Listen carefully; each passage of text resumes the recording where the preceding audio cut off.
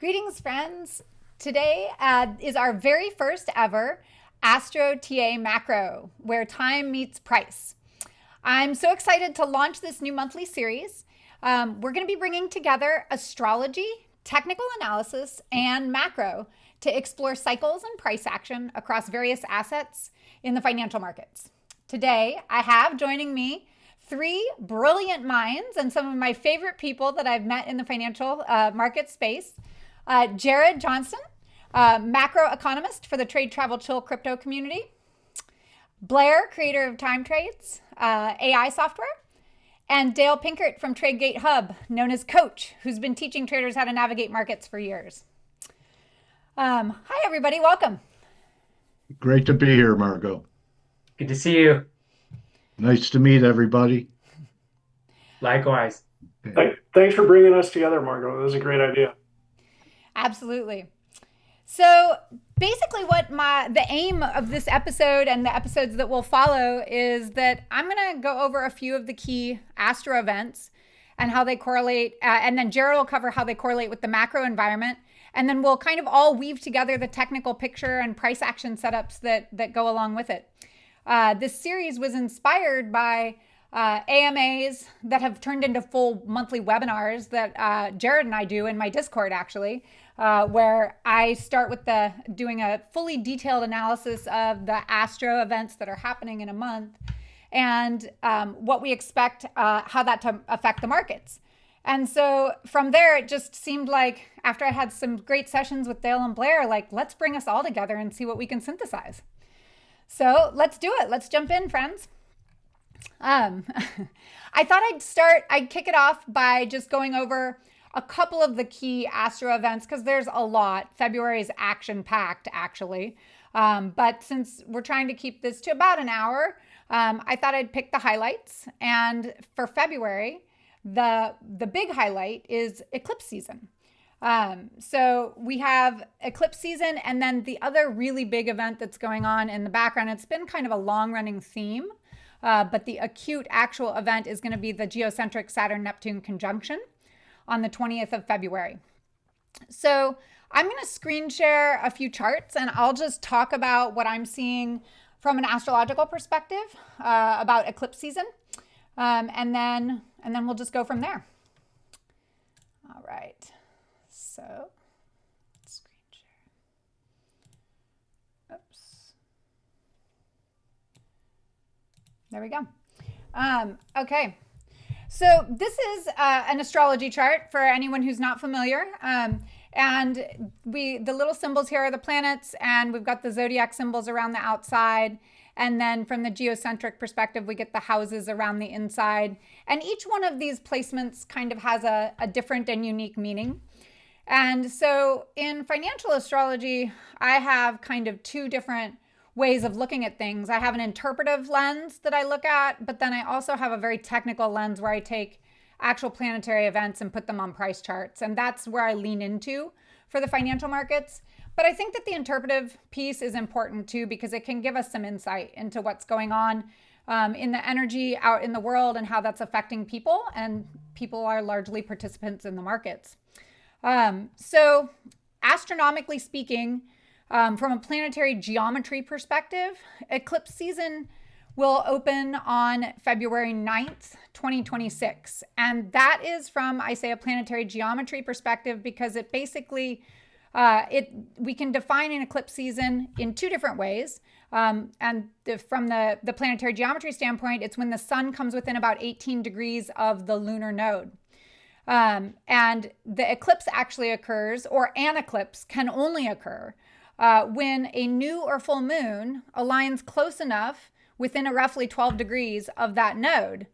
And so I know that might be a lot of technical jargon for everybody, but I think it's important in my work that we understand this.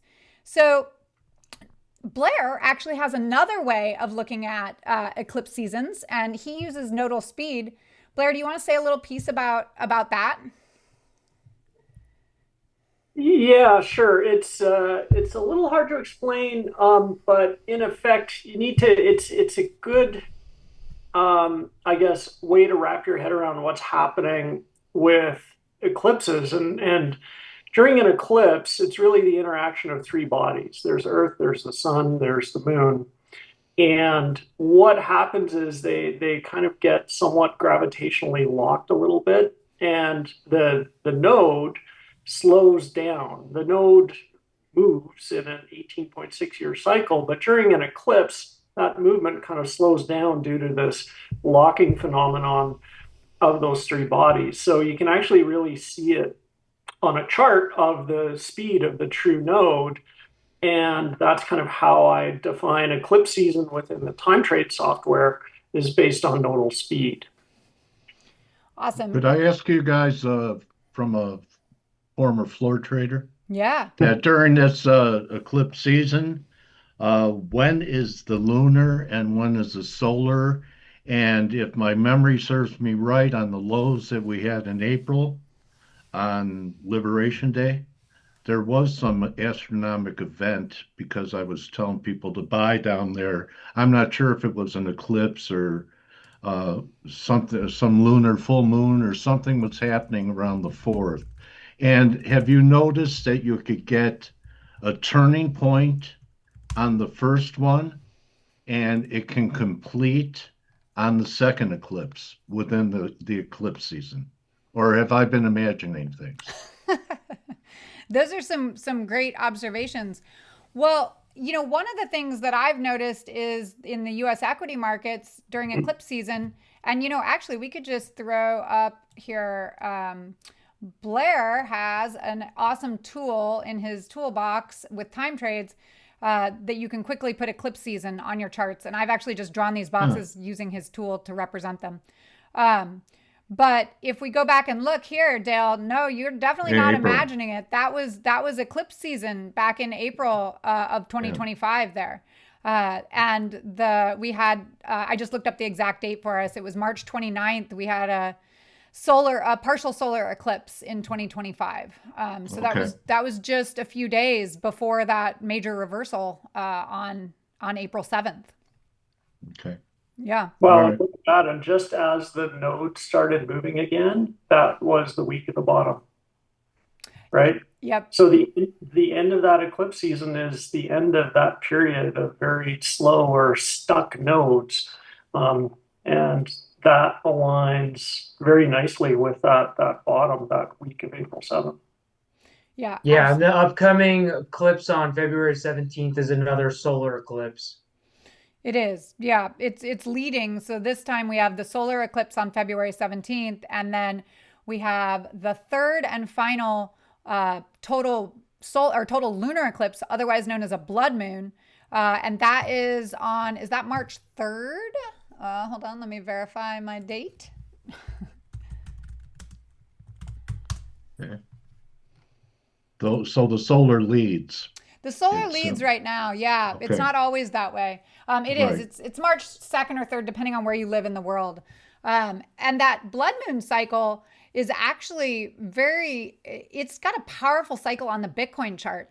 So there's a 100% historical correlation, and keeping in mind that Bitcoin, we only have trading history basically from like 2011 available on charts anyway. But it has a 100% correlation with monthly downtrends forming during the blood moon cycle, and then bottoms of major cycles forming during the final blood moon of the series. So that's certainly something that is a top watch in my world, and we can talk about Bitcoin later. But yeah, definitely eclipses have different correlations in different markets.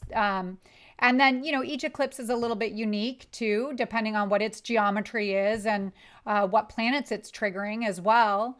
And, this particular solar eclipse in February, well, it's also notable. So I have been tracking what I'm starting to call the peak heliocentric events indicator. And I actually haven't built an indicator out of it yet. I've just been using my calendar to track when we have the sheer peak number of heliocentric exact aspects happening in any given month. And heliocentric astrology is, the only difference is that we're just looking at the planetary positions from the sun's perspective instead of from Earth's perspective, which this is a geocentric chart here from Earth's perspective. But when we track the peak heliocentric events, we get incredible turning points on the NASDAQ is where my research is. So if we take a look here on the NASDAQ, and we've got a lot of other indicators here. Let me quiet this for a minute so you guys can just see just that. But I'm noticing that the peak heliocentric aspects are forming really powerful daily pivots with a move to follow. So here they are since October. These are the days when we have the most just quantity of heliocentric aspects. And so the next one of those that we have is on February 16th. We have a secondary peak that actually forms, and some months will have two and other months have only one. But we have a secondary one on February 26th. So that is interesting to me that this is coming right before the eclipse on the 17th. So it's creating a little bit of a major window here, because then on the 20th, we also have the Saturn-Neptune conjunction. So I think the week of February 16th is going to be a very volatile week across the markets, and definitely a key turning point to look for in February. Hey, Margo, is that all helio planets or just the ones from like the button that are aspecting at the buttonwood date? It's actually all the planets, and then I use several asteroids, and I've found some asteroids don't help with that list, but some do. And oddly enough, one that does count is Hygeia, which is the asteroid connected to health and wellness. And I haven't figured out why it's so important in the helio aspects, but it is. And Astrea counts as well. But I've excluded things like Juno. I do include Chiron. So yeah, it's a limited number of a couple asteroids and predominantly the planets. Okay. Love Chiron. Yes. Yeah. And just to touch on that week of February 16th, from a macro econ perspective, there's definitely a handful of potential triggers to initiate a lot of what we're seeing astrologically. So first off, it's already going to be a short week. U.S. markets will be closed on Monday the 16th for President's Day holiday. Also, 17th being the Chinese New Year. So we have that energetic change as well. And then Wednesday the 18th, we got at the beginning of U.S. session, VIX option expiration. So that could unpin some or release some volatility around the VIX, which is the volatility of the S&P 500. Later in the afternoon, we're going to get FOMC minutes. Obviously, FOMC has been a hot topic as of late. We had the surprise Chris Waller dissent this past meeting.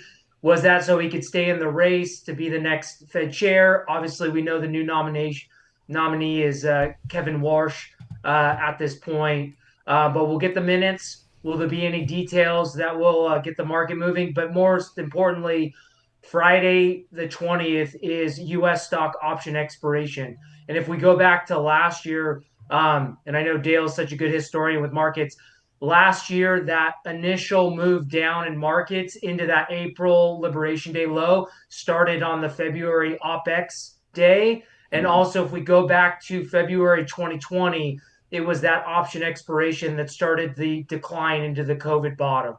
Wow. So big week macroecon wise as well. Yeah, this is shaping up to be a really big week. Jared, you also shared in our Discord event about the midterm election year pattern that you were seeing. Yes. Yeah, and that analysis I got from Jem Carson, who's a former market maker, now runs a volatility options fund. And he did a big analysis on looking at midterm election years, and his focus was during populist periods. So he looked at 1962 to 1982 under Richard Nixon, and he sees a lot of similarities to now, starting in 2020 was sort of the restart of a new populist period. And so when he goes and looks at that 20-year period, 62 to 82, and he parses out the midterm election years, on average, all those midterm election years saw a drawdown at some point in the year averaging about 24% across all the years that it took place, and most of the lows coming in the October timeframe. And when you go back and you look at the 2022, which was our last midterm election year, we got about, I think the peak drawdown was 27%, and this is looking at the S&P 500. So, there is a quite a historical statistics that we likely could see a big drawdown here. I know at one year in that 1962 to 82, one year I think it was only down about 10% was the smallest decline. But again, some being greater than 24%, but all averaging out to about 24%. So, and right now he was even saying he sees two scenarios. Either we're going to get some tailwinds, whether it's global liquidity picking back up again or some changes maybe with the U.S. government or geopolitically, and we are off into a blow-off top, late February, March, maybe even into April, or we are basically at the end of a distribution in the equity markets, and that's going to resolve itself down into that, potentially 24% drawdown into the October timeframe. Awesome. Yeah. Go ahead. Yeah, if I could steal the screen for a minute, I can add another log of firewood to the drawdown thesis here. Yeah. Yeah, while Blair's bringing up his chart, the other thing, the Federal Reserve's birth chart, their midheaven is at 0 degrees Aries, which again, Saturn, Neptune will go conjunct on the 20th at 0 degree Aries on U.S. option expiration. That's so maybe call. The Fed is, again, we had the Lisa Cook Supreme Court hearings. We still haven't heard from the Supreme Court on the Trump tariffs, and obviously with Kevin Warsh and the investigations on Trump Powell himself, again, the Fed could be in the mix around the 20th. So he didn't include a scenario where perhaps the S&Ps are peaking here between here and 7,100. They're getting pretty violent. And we get, say, a pullback to 6,100, and then we have a melt up before a bigger decline. Yeah, I mean, Jem, in his recent, Jem's recent comments have been either we move up higher into a blow off top, and I don't know if he had a specific number on the S&P 500. And then you resolve down later in the year, or if this sort of January was going to mark the high for the year and then a move down. Wow. Okay. Interesting. All right. Yeah, let's see what you're seeing. Let me just explain what we're looking at here. So orange is Mercury, and I'm applying an offset to this. One of the techniques I use is when there are planets that are connected in the natal chart. This is the QQQ natal chart on the Buttonwood date, May 17th, 1792, founding date of the New York Stock Exchange. We see we have Mercury conjunct Antares. So though that planet and that fixed star are connected, and I represent that connection by basically offsetting Mercury a little bit in the planetary line. So what that means is I start drawing Mercury about 180 degrees away from this point here. So that the midpoint, which is where the lines cross, this is where Mercury conjuncts Antares, every Mercury orbit, okay?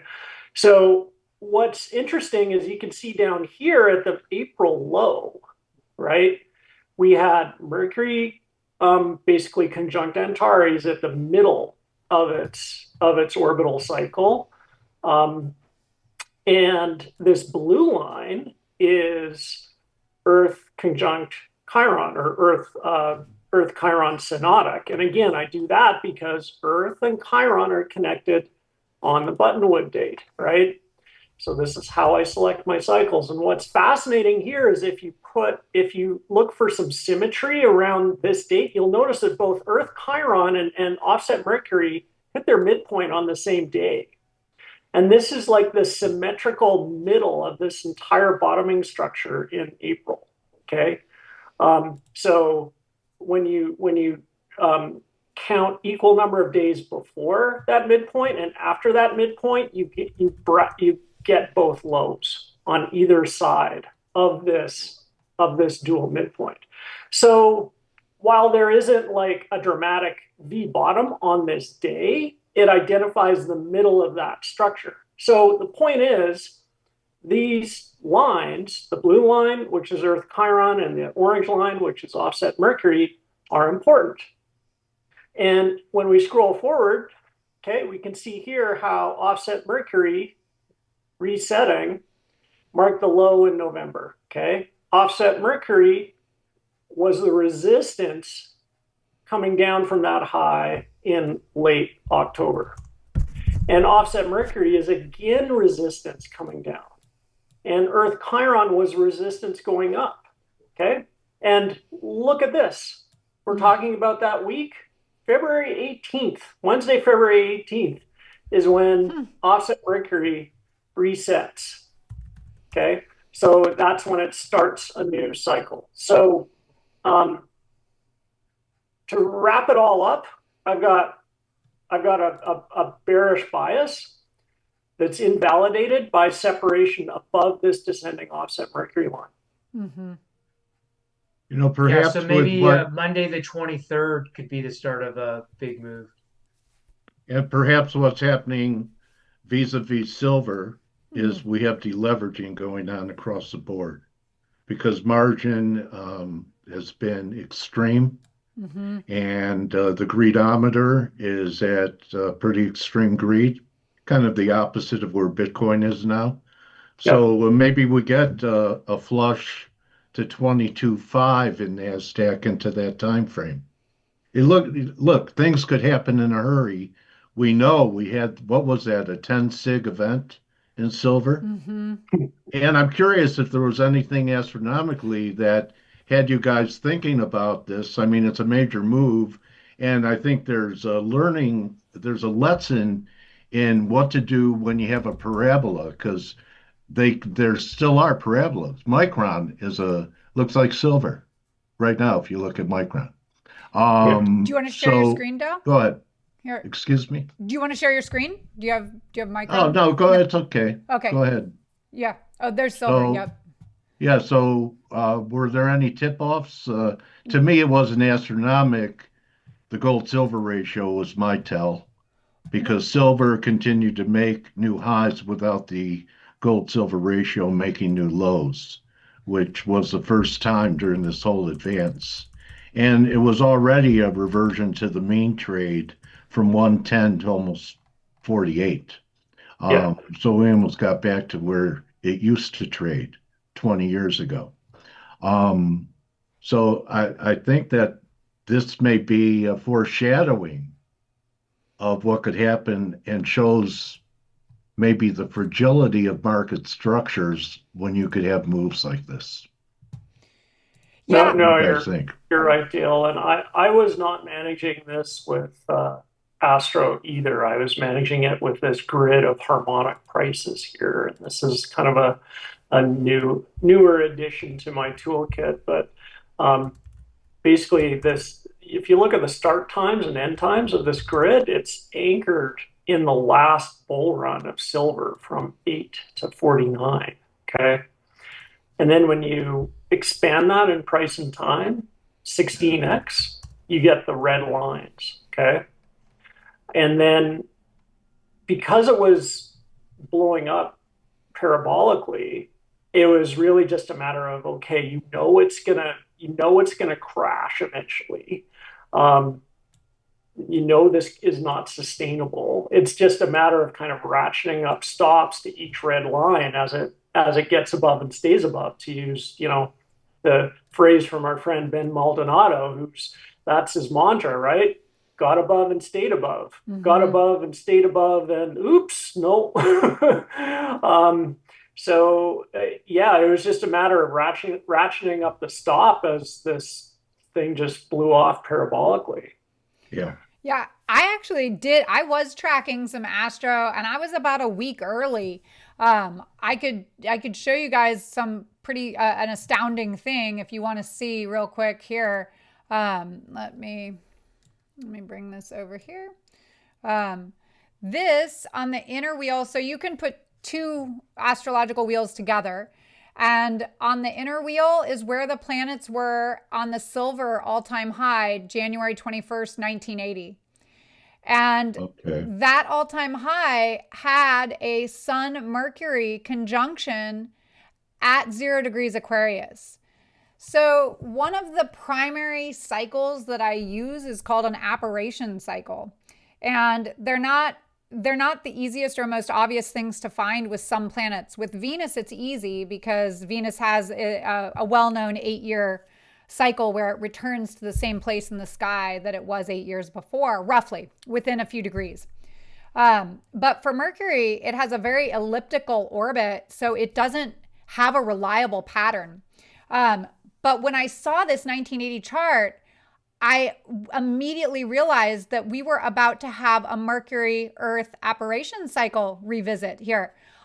So on January 21st of 2026, we had the Mercury-Earth or Mercury-Sun conjunction. It's a Mercury-Earth-Sun alignment take place within 1 degree of the same one in 1980. And these events can run about 46 years apart, but they're not guaranteed. You won't look every 46 or 47 years and find it because of the elliptical nature of Mercury. So it was pretty novel that this was happening in this way. And that we also had this huge stellium, like cluster of planets or stellium of planets all piling up in Aquarius and Capricorn. Well, first Capricorn, then Aquarius. So that was my tell. And so I posted on Twitter that I was selling my silver about a week before we topped out. And I remember one person, I think, replied on my Twitter, well, we haven't topped yet. And I think my reply was like a meditating SpongeBob meme. I was like, just yeah, patience, I sold some physical patience. at 90, watch it go to 120. Yeah. But people are happy now. Yeah. Not absolutely. all of it. Not all of it. A third to a half. Yes. Yeah. Anyway. And then, Dale, I was going to add on to what you were saying about silver and Bitcoin possibly being a tail. I mean, I think right now, it's all about liquidity, US-based liquidity and global liquidity. And Bitcoin is, high risk asset. Despite people want to think it's a digital gold, it has not performed that way when you look at price, and it is the leading indicator of what's happening with global liquidity flows. And I have my own tracking mechanism that I use, primarily looking at reverse repo, TGA, the Fed's balance sheet, and U.S. bank reserves. And then I have another indicator that tracks all the major central banks. And liquidity's been going down since last summer. So about July of last year is when we saw liquidity start to leave the markets.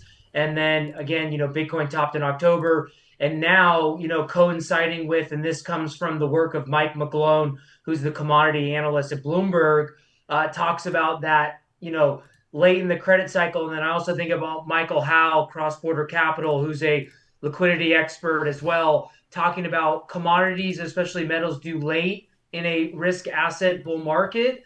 And then obviously metals running at the end of a credit cycle. And so as you see the global liquidity possibly peaking, starting to decline, now we're seeing deleveraging. A couple of months ago, we had the issues in the private credit markets with some of these funds going under. And then we're seeing it with Bitcoin. Meanwhile, despite some emergency ending of QT by the Fed in December to help with the repo market lack of liquidity, here we are, Bitcoin heading to new lows, down 40% from its peak in October, and silver and gold far and above, screaming. And then Mike McGlone says it reminds him a lot of what happened in early 2008. Right before, as markets were rolling over, before we even got to all of the Lehman Brother, going under in the final, collapse of the banking system. So I'm not saying that's what's coming, but I'm just saying, these are some tales we've seen before. Yeah. Well, another line from Jim Carson, Jared, is watching some of his content is that he said half of all debt is going to roll over in the next 3 years, and that includes both U.S. federal and mortgage debt, and everyone that could kind of renew their mortgage during the COVID low interest era did, right? So interest rates don't even have to go up for that to be a massive liquidity sink. I mean, if you're renewing from, whatever your mortgage was in 2020, 2021, 2022, and here we are, 5 to 7 years after that. So all those renewals are coming due. And yeah, even you're staring at a massive increase in your mortgage payment, and that in and of itself is going to be a liquidity drain. Yeah, student loans are being collected once again. Yes, Melody Wright talks about this. She's a housing real estate expert and macro strategist, and she's been talking about a pretty big bear market coming in real estate. Yeah, big one. Yeah, and Philip, I believe that's across all property types too. Yeah. If anybody has read Philip J. Anderson's book, The Secret History of Real Estate and Banking, he's not using planetary cycles. He's just using historical cycle, just history. And he has tracked the real estate cycle, putting in a low roughly every 18 years or so since the inception of the United States. And it's a fantastic book if anybody hasn't read it. Yeah, is that the popular 18.6 year real estate cycle that people talk about? Well, there's multiple 18.6 year cycles. There's the McWhirter cycle, which is the Nodal cycle, where she correlates the economic cycle low. And this is not necessarily the stock market low, but it's a low in the business cycle of the economy. And it's found that really this only works in North America, is what I've observed and read as I've studied her work. And then so that's one cycle, but then there's a correlation between that and the real estate cycle. So yeah, I threw this chart up because this is the global liquidity here, this yellow line, just circling back to Jared's liquidity comment. This is the global liquidity offset by 84 days. This is a technique that I learned from Juan Villaverde, who's an excellent Bitcoin cycles analyst. And it works with quite a great deal of precision, actually, if you track it back. It's not tick for tick movement, but it definitely gives us kind of an overarching direction for Bitcoin. And so it's interesting to see that global liquidity offset 84 days gives us a lo and behold, about that second week of February. And Margo, I was actually playing around with this indicator. Yeah. If you go into the settings, all of the increase that's expected going forward is coming out of China. So if you go into the settings if you turn China off, if you turn China off, it'll bring that line down. But oops. Let's see. And even if you just isolate U.S. liquidity, it still tracks pretty good. Oh, wow. Yeah, look at that. That made it a lot smaller, huh? But yeah, and that's the thing because, people look at these liquidity indicators, and what the question you have to ask yourself is, where is the liquidity coming from and where is it going? Because it's not going everywhere. That's often misunderstood by crypto investors. Is they think anytime there's QE talk, it's going to go straight to crypto. And a lot of it is, to Blair's point, it's actually just going to refinance existing debt. And it's actually going to the fixed income markets and the repo markets where hedge funds are playing the treasury basis trades. But it'll be interesting because China is more of a closed market.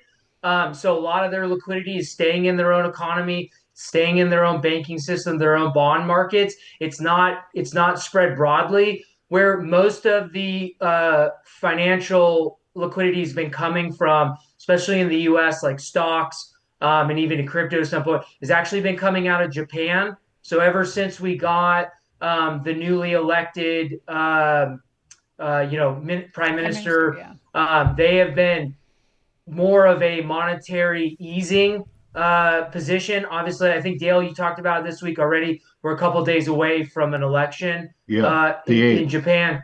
Yeah, and so again, and that's what happened 2 Fridays ago when the Bank of Japan had their rate decision. They left rates unchanged, but in their press release, they talked about some potential monetary policy shifts. And then the next day, the Fed did a interest rate check on the U.S. Japanese FX pairing, and then that caused a cascade in the U.S. dollar Japanese yen without anyone having to do anything. But here we are to spend a nickel. Yeah. So I mean, the best is when you could get the market to do your work, right? Jawbone. Yes. But here we are back at 155, and so again, going forward, to add to what we've already talked about is, a lot of liquidity is globally, when you look at those indicators, is China. That's probably more isolated. Meanwhile, Japan has been allowing the yen to devalue. They have been providing a lot of the liquidity for most of the markets going into crypto, mainly metals, and still in the U.S. stocks. Will they stop? If they stop or defend the yen, what is that going to do to markets going forward? And then also in the U.S., the TGA Treasury is back up to almost $900 billion in the TGA, and that's just money being withheld from U.S. markets. Yes, they will repatriate to support their own bond market. There's going to be a lot of repatriation happening. And then you pressure the carry trade.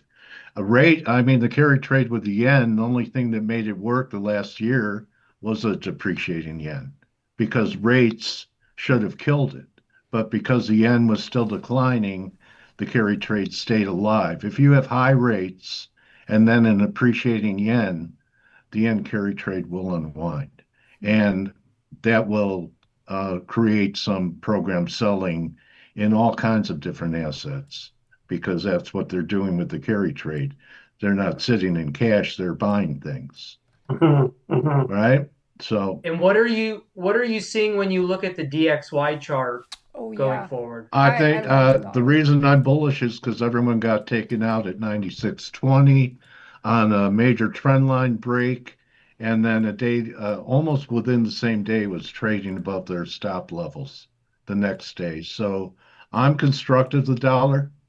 I think that's a low, and I think we have a bear market rally up to 102. It's not going to be a straight line. We'll get big breaks, but I think we're seeing the first wave of it right now. And do you think you'll see U.S. equities move the same direction or opposite as if the dollar heads higher? I think it's going to be a headwind for the markets. So I'm looking for pretty much everything to get cheaper, maybe for the next month or so, maybe even into the equinox. I think the leadership. I don't think you have a market bottom until you see a NVIDIA bottom. And that's at minimum 155, maybe 140. The mags, they look like they're going to break down. Broadcom's broken down. And if you pull up Micron, there's the silver of the semiconductor sector. You have a tenfold increase in Micron. Yeah, and Dale, you've got there you go. Look at this. High old silver. Wow. Oh, wow. I can't believe I wasn't keeping track of that. That's incredible. Yeah. Now, is that a company specific move, or what's driving that? Well, yeah, the SMH didn't do this, but it's been one of the strongest sectors. Yeah. And we filled it. We're still diverging in SMH, filled an exhaustion gap. I'm pretty bearish semiconductors for a flush. Yeah. But I'm looking for a flush to be a buying opportunity in the metals eventually. Oh, yeah. Another month or so in the market. I think that out of favor commodities like wheat should be considered a massive base. Yeah. The fundamentals are terrible. There's plenty of wheat everywhere. And I read Margo's piece on famines. So astronomically, there's a tailwind for this happening. And if you just look at a weekly or monthly chart of wheat, the expression that markets bottom in silence and they top with violence is wheat would be the quiet kid in class, been moving sideways, basing for 2 years. Yeah. And the NASDAQ would be the violent part of the equation, which is I'm looking for about 22.5 in the 100, NAS 100. Yeah. Dale, Starting on point. wheat, what was I was actually taking a look at I've been doing some long-term analysis on wheat. I've got an exceptional natal chart for wheat from 1877, actually, that I've been Wow. using. And I've been finding some really amazing cycles, but this is not planetary cycles. This is just straight technical observation. I went ahead Okay. and threw the ES on here. This is the blue line down here. And then I started looking at the major moves up in wheat historically. They tend to come right after the market tops. If you see this Huh. was 2008. Do you see it Okay. eventually Yeah. will move down with the markets? But the Yeah. parabolic up move comes, and then here we go. We have another 2022. Here we go. Markets top back here. Yeah. Wheat goes straight up, and then it eventually makes a second high and comes on down. Yeah. That was But Ukraine. yeah, that's got me interested that wheat turning may be an early signal to equities topping, actually. And if we take a look at where wheat is right now, because I'm hot on the trail of the ag commodities with you. Right now we've got a weekly double bottom here. And if you, yeah, and I could share for a minute and Yeah, show please. my picture Yep. of the wheat. Yeah, do we have that bullish divergence on the RSI? Well, you know me, I wouldn't do anything with. Well, I broke the rule. I broke those rules in the dollar, but because we do have confirmed highs in euro, confirmed lows in the Dixie, but this wheat chart, I just want our viewers to take a look at the opposite of silver, and I think it could end up turning into the silver of the grain complex, if I could find it. Here we go. Okay. So here's a weekly. You could see we're right on the verge. Oh yeah. And look how long we've been basing. Yeah. So I know there have been false starts. Yeah. There have been false starts, but we're right there. You have to have the attitude that you buy something like this Yeah. and you hope you're early so you could accumulate a position. Agreed. You don't want immediate gratification in the breakout. Well, at least you'll have something on, but I wouldn't mind seeing a pullback. And, it may be ambitious to talk about levels we saw in Ukraine, but just a 50% correction in wheat from the invasion high to what it's doing here, could take you to $9, $10, and that's a huge trade in the grains. And the beans don't look that bad either. They've been basing for a while. Yeah. They're putting in higher lows, and the corn was the first to bottom. Doesn't look bad either.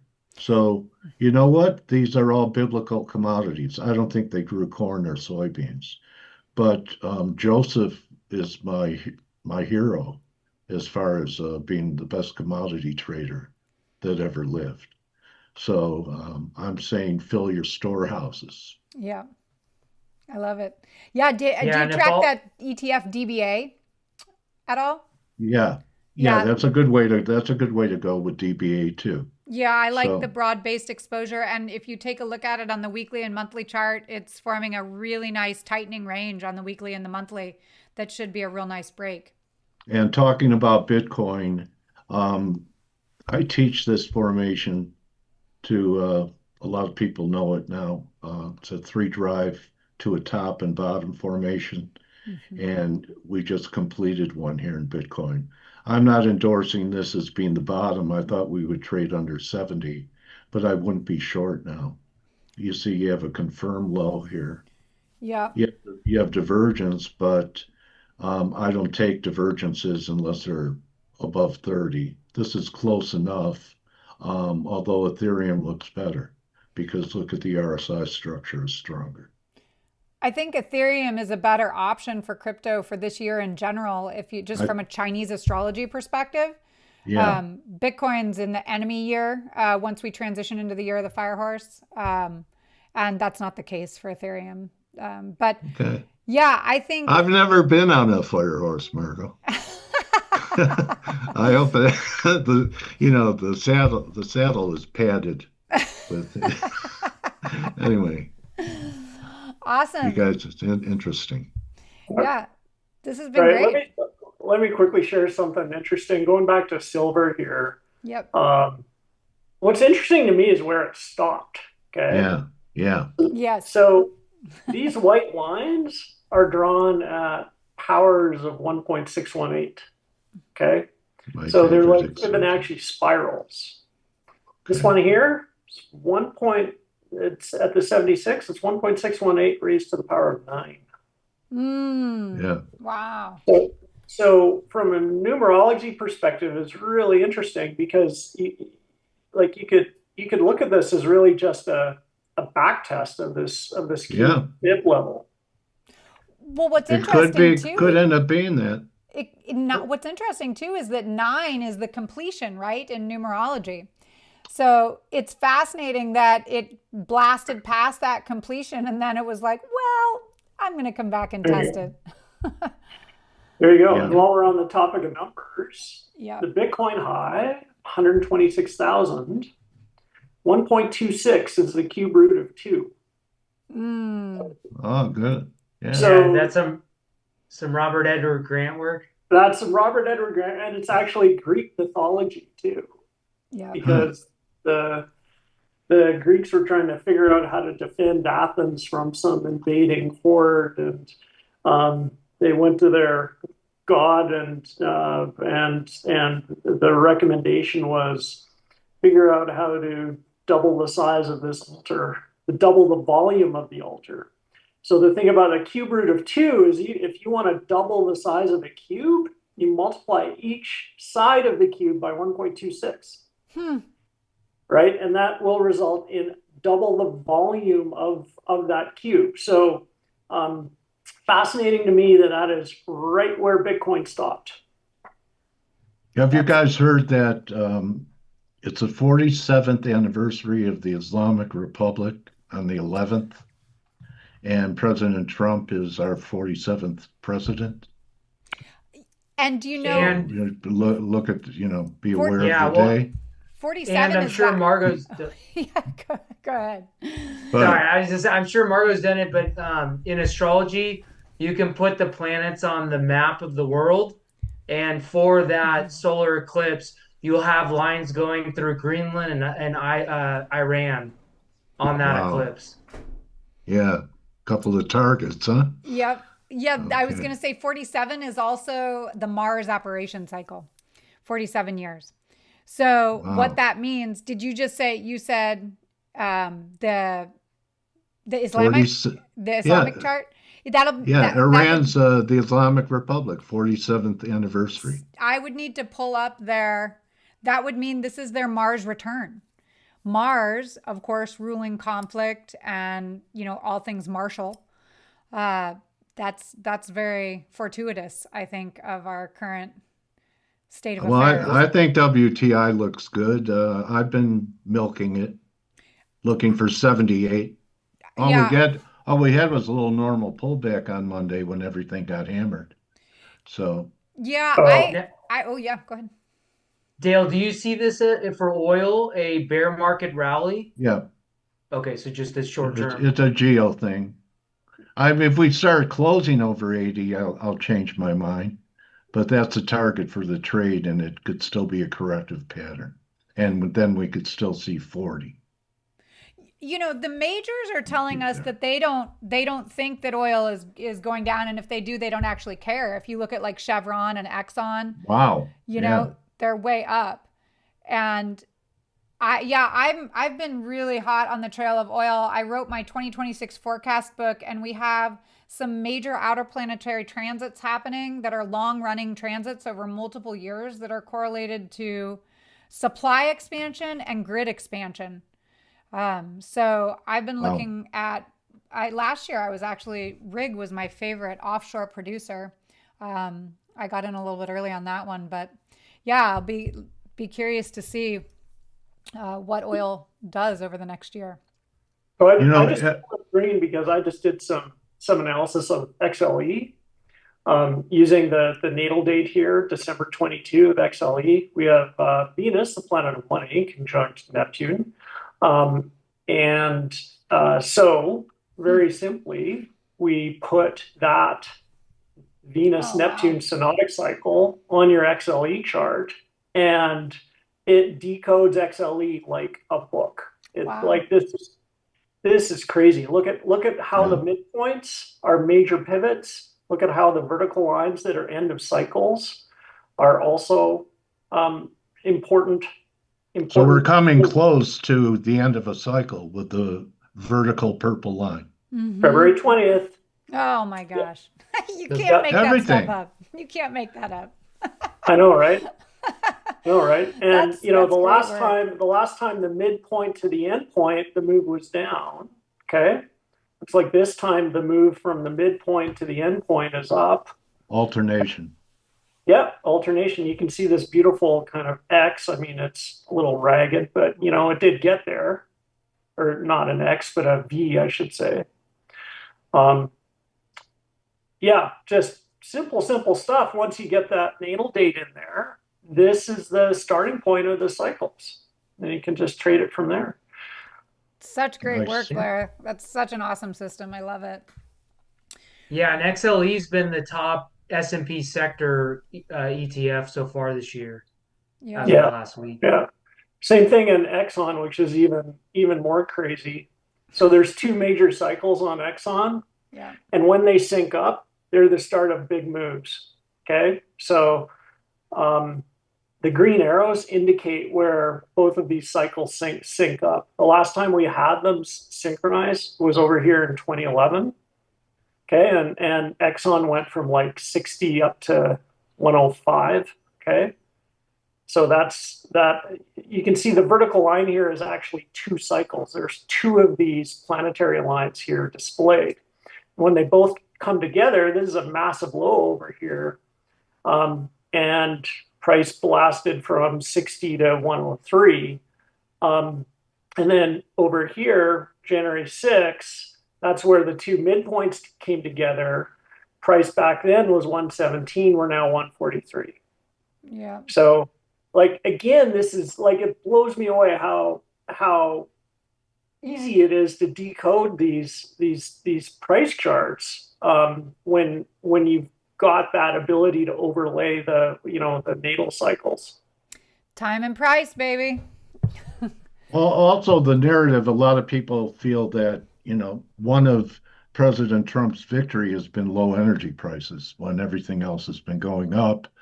But he had that meeting with major oil CEOs that didn't really they weren't real motivated to go into Venezuela with prices in the 50s. But higher oil prices may be the inducement for them to take the risk to go back in there.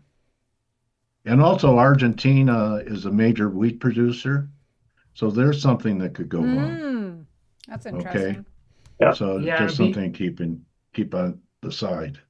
Yeah, I wonder if the recent ice storms in the Ukraine, northern U.S. might impact commodities.